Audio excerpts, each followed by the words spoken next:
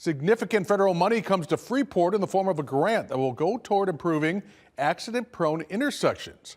As WIFR reporter Alyssa Kelly explains, the city says this is part of its plan to keep residents safe.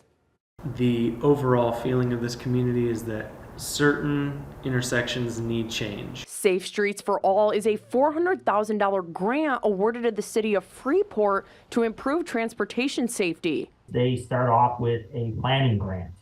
And that is, the idea there is they have a comprehensive safety action plan. Essentially, in the future, then you can apply. You've had 5 years to apply for a grant in the implementation phase.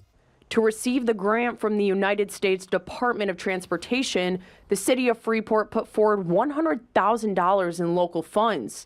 That gives city leaders $500,000 to work with.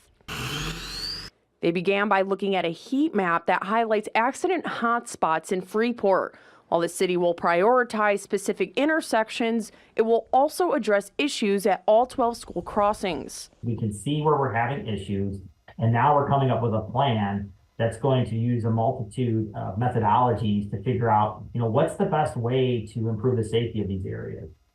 I'm at the corner of South Walnut Ave and West Empire Street, where the city of Freeport tells me this specific corner is an accident hotspot.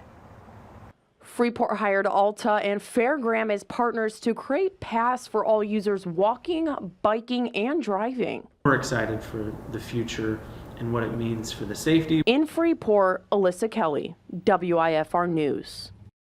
Freeport is also planning on holding meetings at City Hall, bringing in the community to make sure their ideas are heard too.